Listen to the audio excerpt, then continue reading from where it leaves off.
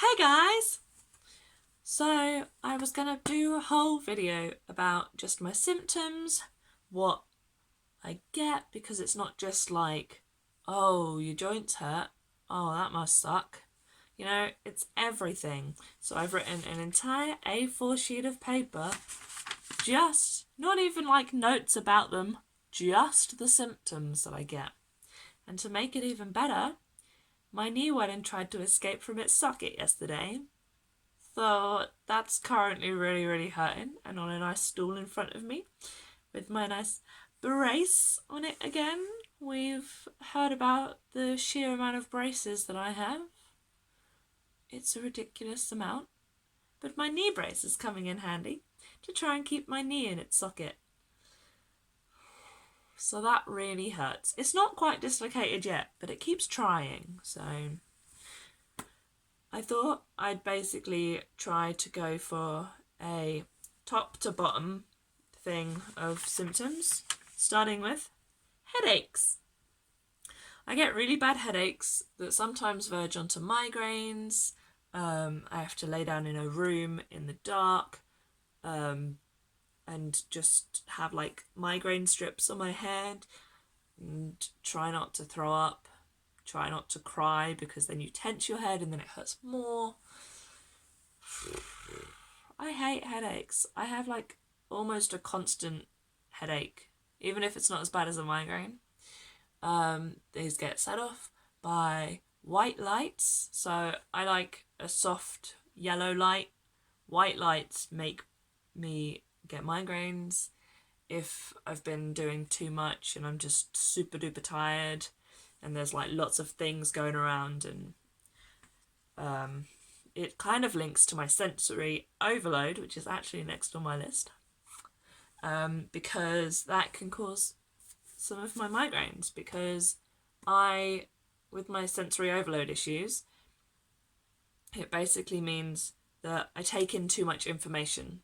So if I see too much or hear too much, it really makes me panic. Whereas I did a test to see what senses I want and I need more. And so I've got like taste. So if I'm having a moment where I'm too overwhelmed by seeing people, hearing stuff, seeing lots of stuff, I just grab maybe some Tang sticks or something, because they've got quite a strong soury sort of taste. And that's supposed to, if I think about the taste more, that's supposed to help. So if you have sensory overload issues, I would advise doing the sensory test thing. You just tick off things on a piece of paper and it tells you what senses you really struggle with and what ones you need more, you strive to get. So that's really interesting. Who knew? Next on my way down is my jaw, which, as most of you all know, I dislocated in January and it's still causing me issues. And they said that I have TMJ issues, so temporomandibular joint issues, because with my hypermobility, it's worn away at the bone, so instead of being curved to go nicely into the socket, it's flat, so it doesn't quite fit in nicely, so it's more likely to dislocate. And I can't chew hard stuff like steak or gum or toffee. I love toffee. I can't have it anymore because it will more than likely dislocate my jaw again. So that is a pain which is caused by my hypermobility. As we go through, you may realise that the hypermobility affects everything. It is the main cause of all my issues. It's actually next on my list to talk about. This has flown really nicely through. I'm really quite impressed. So my hypermobility affects everything. All my joints do funny things, like I can bend the top bit of my fingers and like not the other bits. Do the thing. So on the It's not the Bechdel test. It's the Baton score, which is basically tested by looking at your left little finger going beyond 90 degrees, your right little finger doing the same, your left thumb touching your forearm, your right thumb touching your forearm, your left elbow, which goes beyond 10 degrees, and same with your right elbow, because like normally it would be like here, but mine goes like there. Your left knee hyperextends, and your right knee, I can't do the other knee because I did it, but you basically, instead of being straight, it goes back. And like touching the floor flat with your hands, which obviously I can't do right now with my knee. But basically they score it out of 9. I got 9 out of 9 because I can do all of those things. I'm really sorry if you don't like seeing joints going funny, but welcome to my life. That causes pain all over my body because I have either joint hypermobility syndrome with musculoskeletal pain, which basically just means I hurt everywhere and my joints are funny, or I have EDS. EDS is Ehlers-Danlos syndrome. It's very similar to hypermobility, and they often get confused, and they're very similar. The only difference with EDS is you have stretchy skin. By the way, there's lots of different versions of EDS. The one I'm talking about is HEDS, which is hypermobility EDS. But I don't know if I have it because I don't know, is this stretchy enough? Like, my skin goes like that. I can get my neck all the way out. I don't know if that counts, but on some of my notes it says EDS, some of my notes it says hypermobility. I don't really know by this point what I have, but either way, it causes, because your joints bend too far, your muscles then have to try and keep your joints in the right place, and when they overstretch the muscles, and that causes pain, obviously. And then the joints hurt because they're trying to like fight themselves. I don't know where my arm is, so if I try to lift my arm up without looking to straight with my shoulder, that's straight, right? But it's not. I promise you I didn't do that on purpose. You don't get the signals to your brain, so you can't tell as well as normal how you're looking or how your position is. So for ages, I thought I had really, really bad posture. I don't have the best posture, but I thought I had really bad posture because I was trying to sit like this, which is actually bent back. But to my mind, that's bent straight up. Or not bent at all. Because of the hypermobility. Hypermobility also causes my POTS. Because, oh my gosh, telephone. Sorry, got a phone call randomly. I'm just going to change position because my leg's hurting. My hypermobility also causes my POTS because with the hypermobility, that makes the collagen is too stretchy. So instead of all my blood vessels when I stand up, they're supposed to like go from, for example, from here to here, so that all the blood doesn't just flow to your feet and it can get pushed back up to your body, so you actually get blood in your head. With me, because the hypermobility has made the collagen too stretchy, it makes the blood vessels too lax, so instead of going, they go, maybe I'll try. And so they go slowly. So that means when I stand up, if I stand up too fast especially, the blood goes to my feet. The blood tends to pool, my feet swell and go a purpley colour, my face goes white as a sheet, and I can most likely pass out unless I manage to get myself down if I've noticed. So if I've stood up or sat up for too long, I'll most likely either pass out or you'll find me just getting myself onto the floor and asking for some Coke. Because Coke is really, really helpful for these situations. I don't know if it's the sugar, although some people do it with the sugar-free ones. I can't have sugar-free drinks because the sweeteners in a lot of them, so I can't have sweeteners that end in OL or aspartame because aspartame affects my joints, I was told by my rheumatologist, and sweeteners that end in OL I've found out they make me feel really sick. So I have normal ones. And apparently, with some people with POTS, the caffeine can make your blood vessels constrict more. So it helps the blood get back to your head. So I'll usually lay down and ask for some Coke with a plastic straw so it can bend into my mouth. Fight me. I love the environment. I will help it as much as I can. I do eat meat. I'm not a vegan because I need so much energy that when I've tried to go vegetarian, I just felt so sick. And then I started eating the meat again and I felt so much better. I try all these things. Fight me. This, with the POTS, means I get a fluctuation of temperature. My body doesn't regulate temperature well because of all the blood going around, and if I get too hot, I will pass out. If I get too cold, I can't move, and my body just sort of like, I'll tend to be the one wrapped in like 4 layers when everybody's in a t-shirt and shorts, or I'll be like in a vest top really, really hot and everybody's going around in their coats like, oh, what's wrong with you? It doesn't help if my legs hurt. My legs are the most painful bit. And when they get painful, they get cold. And when they get cold, they get painful. When they get painful, they get cold. Can you see where I'm going with this? So I've been known to sit really hot on my top half in like a vest top, and then like 3 layers of blankets and hot water bottles on my legs because they're so cold. It's a fun time. I've basically just skipped an area. So I went to my heart rate for my POTS with the temperature, and then I skipped to my legs. So I'm going to go back to this middle section here because they reckon I have IBS, which is quite common with hypermobility because of the collagen again. So it affects your digestive system.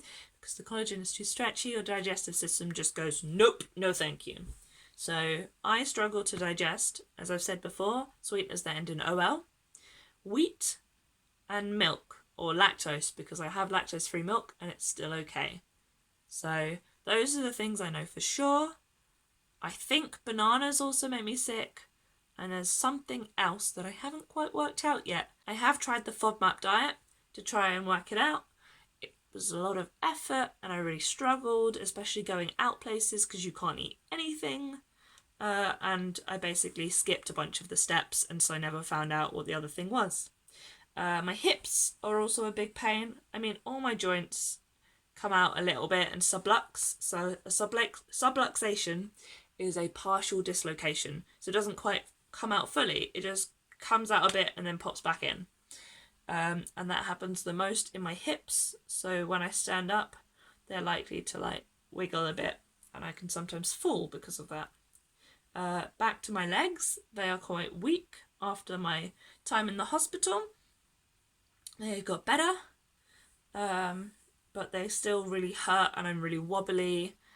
So I have crutches and a wheelchair. My knees are also really, really painful, as you can tell from the fact that I've now got my knee brace again because it's trying to dislocate. That was a really bad idea and it really hurt, so I hope you appreciate that. Then, that is, I think, all of my physical things. That has only taken like forever to say. That's not including my mental issues. So I have depression, which means I get the sads, and I do the cries, and I have multiple scars from self-harm. People don't like to talk about it, but you have to because people need to know that other people have done it. You're not an absolute failure. It's not the best thing to do it, but I know that it gets hard, and I won't punch you in the face if you do. But I would recommend doing the fun things instead. I talked about that in my mental health video. I'll try to put a little thing there. But yeah, I have anxiety. I worry about everything. Every little thing that I could worry about, I'm worried. I don't deal with the dark very well because my anxiety linked with my psychosis means that in the dark I freak out because I see things more. I hear people calling my name. I hear people knocking on the window and saying, "Let me in," even though there's nobody there. It's a real fun time. So in the dark, I tend to hide and curl up, and I don't know what to do with myself, and I'm having other issues with that I won't tell you right now, but maybe one day I'll actually tell you because I'm a bit scared, but I'm working on it. I actually ended up calling the Samaritans the other day. I really recommend doing that if you're having issues, because it was just so helpful, and she was so nice, the woman I spoke to on the phone. She just listened, asked me how I was doing. She didn't ask lots of questions to overwhelm me. She just sort of tried to keep me talking to her and opening up a bit and like distracting me. And I spoke to her for about 20 minutes. And then she said that because I was starting to feel a bit better, and she said that if I had any more issues, even if I hang up and then realise, oh no, I'm really bad again, phone straight back. They're always there, 24 hours, 7 days a week. They are amazing. I would really recommend calling them if you're having an issue. Or if you're not having an issue, I'd recommend donating some money so that they can carry on doing these things. I also, finally, have borderline personality disorder. That is not the same as split personality disorder. Get all those thoughts out of your head. I'm not got different personalities. It's a very different thing. I feel too hard in emotions, so when I get angry, I get very angry and I punch walls. I don't often get angry, but you don't want to see me when I do. And I have abandonment issues, so people leave the house and I think, oh, they're never coming back, they're just going to leave me forever. Constantly think, oh, nobody truly wants to be my friend. There's all the self-harm stuff again, and doing very stupid things, making decisions quite rashly sometimes. If I'm going through a thing, I'll either be like really low for a while, and then I'll get really manic for a while, and I'll run around doing everything, and I'll talk really fast, and it's chaos.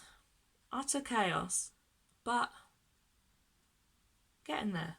Currently, it sucks because I'm not actually under therapy, because I'm on a waiting list, because they just don't have enough people. There are too many people on waiting lists because they don't have enough resources or whatever, or some people are being dumb. And yeah, I've only been on this waiting list for like a couple of months or something, but I've gone so downhill with my mental health. If you just see me every now and again, you probably won't know because I tend to try to smile, but I'm being very open and honest here in the hopes that it helps someone. That just to know, not everybody's perfect. My life certainly is not. I definitely cry almost every day. Not even like just because I'm sad. Sometimes I just watch a film and it makes me cry. Like, have you seen DIY SOS? Those sort of programs? Cry every time. I'm a big crier. I'll cry at everything. I cry at Disney films every time I see Mufasa die.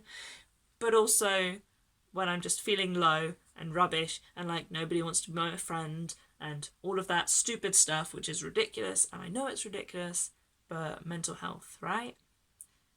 So yeah, those are all my symptoms, unless I've forgotten some, in which case, goodness gracious, I really hope I haven't forgotten stuff, because that was a lot of symptoms. That was a lot of effort. If you've stayed to the end of the video, congratulations, that was a long hell of a ride. Really proud.